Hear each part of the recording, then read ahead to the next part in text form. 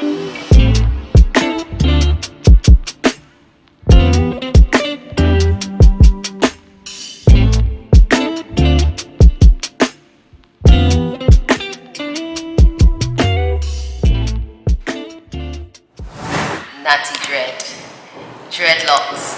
microlocks, sister locks, dreads, locks. They have so many different names, but they're all essentially the same thing.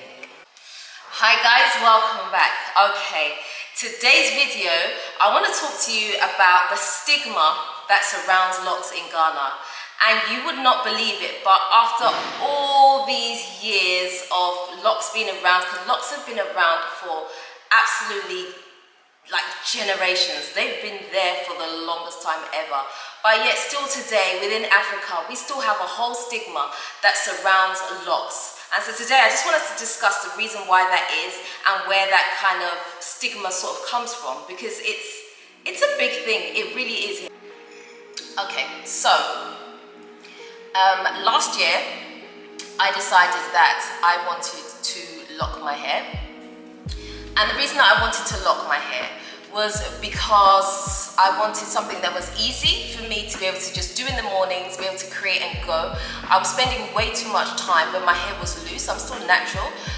When I was a loose natural, I found that I was spending way too much time than I would like to on my hair. And so I wanted something to change. My husband at the time had already kind of started his lock journey. He was kind of the first one to sort of delve into that thing, because we don't really have any history of it in our family that I'm aware of. Corey started his journey first, and then shortly after that I was kind of like, I was tinkering with the idea because I was realizing that I was pushed for time. And so what was happening is that whenever I had to go out and do something, I was having to make sure that my hair was prepared the day before so that I could wake up in the morning and have it as easy as possible. And it was just too much for me. I was spending way too much time on it, and I needed something quick and easy to go. In the past I've had very short hair because I'd always keep it cut, but that's just too much maintenance. You know, my hair grows quite fast, so every 2 weeks I'd have to keep going back for a haircut, and I wasn't really down for that, to be honest with you. So I thought, you know what I'm gonna do?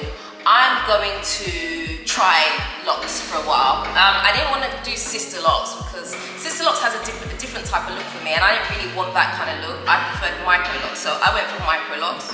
I did them myself, and I started my journey. And slowly but surely, the rest of my family also started their journey. So like, in our family, we're all locks now. All of us, my 4 children, myself and my husband, we're all locked. I'm sorry if you can hear banging upstairs. There's a lot of work happening here today, and so I hope it won't disturb you guys too much. If it does, I apologize. I'm very, very sorry. But yeah, and so the reason that I decided to do this video is because for the longest time, honestly speaking, being here in Ghana, people judge you, like really judge you on your hairstyle being locks. They really do. Okay, so let me go back in history a bit. So the whole thing of having dreadlocks was meant to come from like, okay, it's something that started many years ago. It was like from the Egyptian times, and you know that it's basically in history. A lot of people had it. It was just like a normal thing to have. But as the years have gone on, it's become much more taboo, and the history of dreadlocks kind of turned to almost be as though it came from a Rastafarian point of view. So those that practiced Rastafarianism, they're the ones who you would associate in having dreadlocks. And it had a lot of negative connotations around it. People saw dreadlocks as being dirty, unclean, unkept, very much like nothing good. Like you'd think that, you know, if you walk past a person with dreadlocks, it would smell. You know, like it was just like there was nothing really good. So that's the stigma. I'm not saying I'm saying that. I'm saying that's the stigma that surrounded the whole dreadlocks thing. And so it's like it's carried on until today. Even now in 2001, that stigma has kind of carried on. But what's happened now is that more and more people are starting to embrace their culture, and so more and more people are opting for locks. And it's not necessarily a Rastafarian thing. So when you see someone with dreadlocks, doesn't mean that they're a Rastafarian.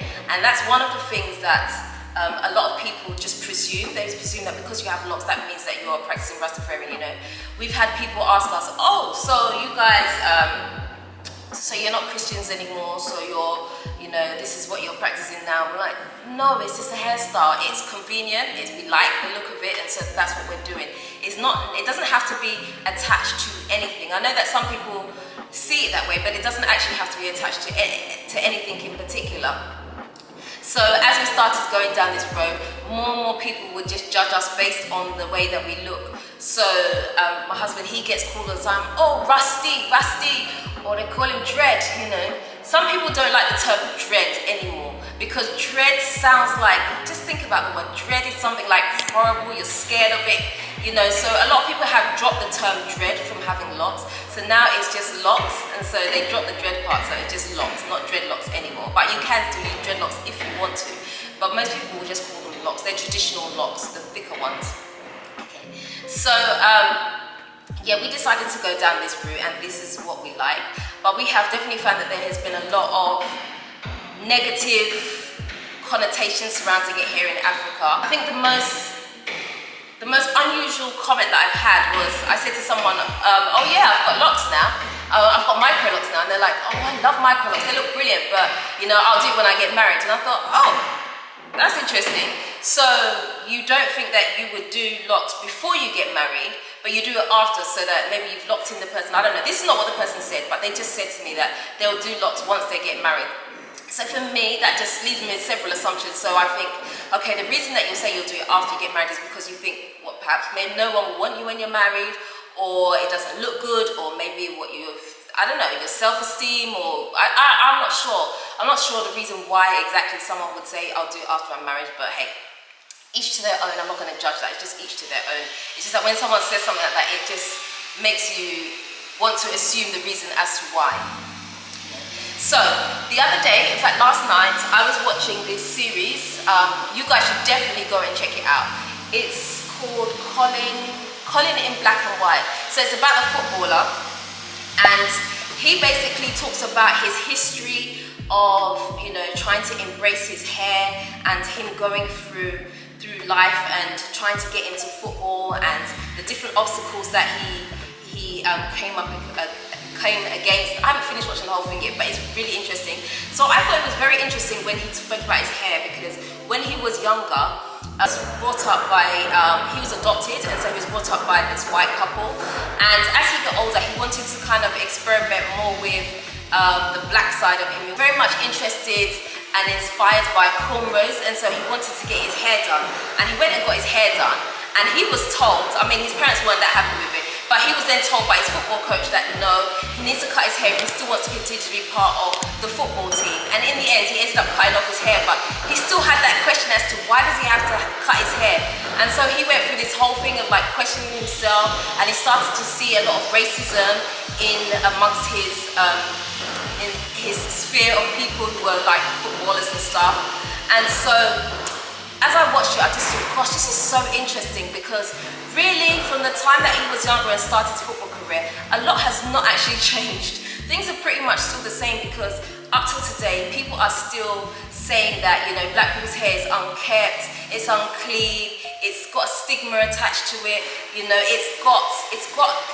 it just has so much negativity surrounding it. But actually, in actual fact, it's just a hairstyle. It's not anything deeper than that,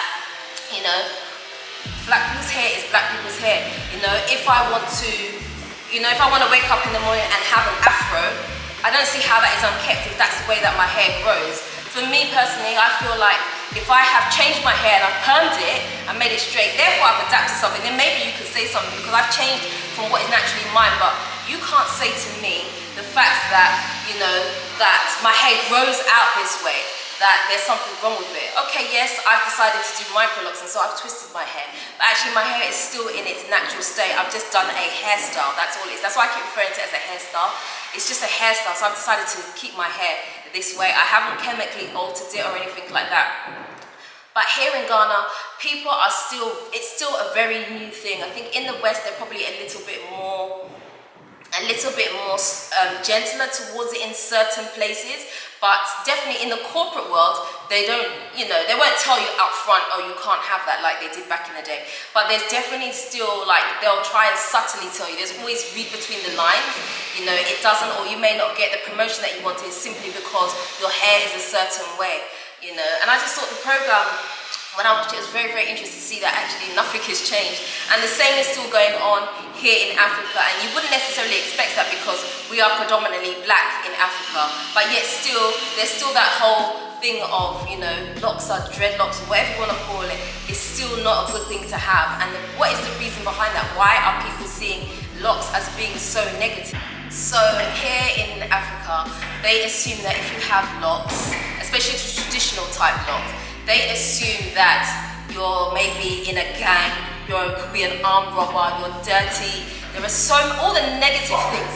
They definitely, you know, yeah, you're a thug. There's all those negative things that come pouring in just because of the way your hair is. But, okay, let's take it back to biblical times, okay? Let's look at what God said to Samson. God said that Samson should not cut his hair because his strength was in his hair. And lo and behold, when he cut his hair, he lost his power.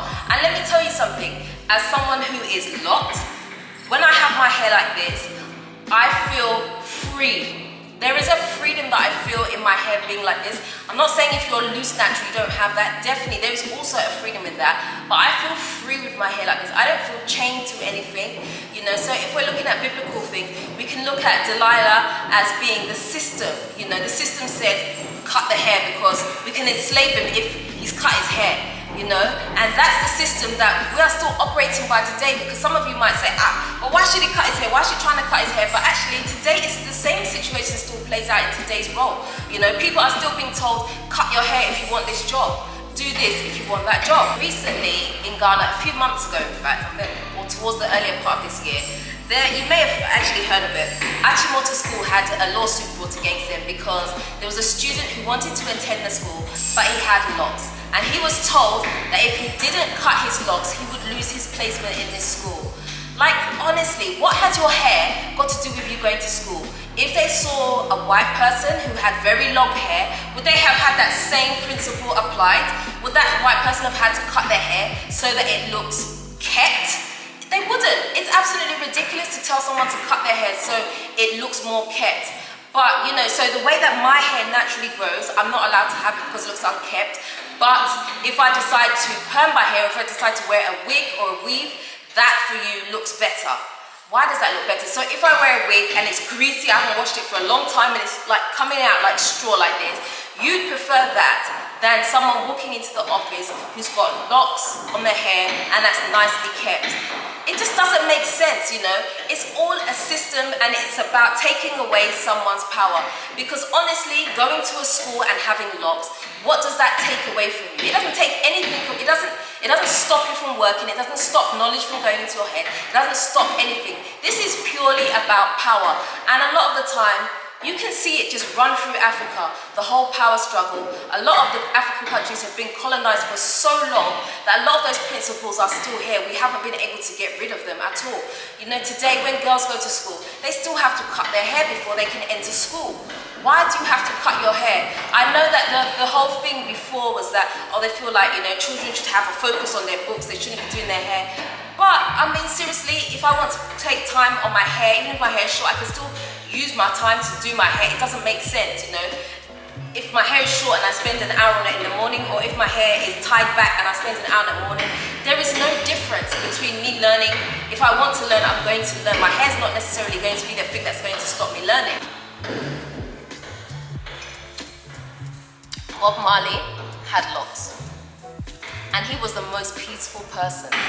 All he wanted to do was fight for freedom, and that was it. He wasn't robbing people's houses, he wasn't in gangs, but yet he had a whole negative thing surround him because of the way he looked and his quest for justice and for freedom. That was the reason why he was looked at negatively upon by some people. You know, I can choose to say, you know, I'm not going to wash my hair for a year just because I want to. My hair's in locks, I can decide not to wash it for a year. if my hair wasn't in locks, I can still decide not to wash it for a year. Just because my hair is in locks does not mean I'm gonna wash it less or wash it more or whatever. I will still wash it the frequency that I want to wash it. How its current state is does not determine how I'm going to wash my hair. If you're a dirty person, you're a dirty person. If you're a clean person, you're a clean person. It's as simple as that. Your hairstyle does not determine whether you're clean or whether you're dirty. I think that's something that we need to think about. But I really just wanted to do this video because I just wanted to show you guys that, you know, everything in this life is to do with a system, and it's about putting us into a system. Jobs are there, it's a system. The school is there, it's a system. There are many systems around, and I think nowadays a lot of us are waking up to the fact that we've been put into many systems that suppress us. They take away our power, they take away our right of thought, our right of individualism. You know, as black people, we're very cultured, and you know, we have traditions, we have a lot of culture, we're very colourful, you know, and people just want to suppress us all the time. And I feel that, you know, a lot of it has gone into our system so much as Africans that some of us, we can't even see it anymore, that there is still a power being held over us, you know. And I just feel like, why should you judge someone according to what their hairstyle is? It's neither here nor there. And it's just such a shame that in Africa right now, today in 2021, that we're still having to fight for the fact that this is our hair and this is what we like. This is just a hairstyle and it's nothing more than that. But we're always constantly being told, keep your hair tidy. Don't have it like this, don't have it like that. It's such a shame. It's just so sad that these things are still happening in today's age. But anyway, guys, if you can, go and check out that series. Honestly, it's absolutely fantastic. Remember, again, it's called Colin in Black and White. So definitely check it out. Honestly, I can't recommend it highly enough. Yeah, so that's the end of today's video, guys. I hope you have learned something. I hope you enjoyed it. Let me know what you think in the comment section about locks. What are your initial impressions of someone that has locks? It doesn't matter the type of locks, micro locks, sister locks, dreadlocks, whatever you want to call it. Just let me know. Let me know what you think in the comment section. Anyway, guys, if you haven't already subscribed, I would love it if you would just hit the subscribe button for me and the notification bell. Don't forget to do me a favor and like this video as well. I would really appreciate it. Until next time, I am out. Nut.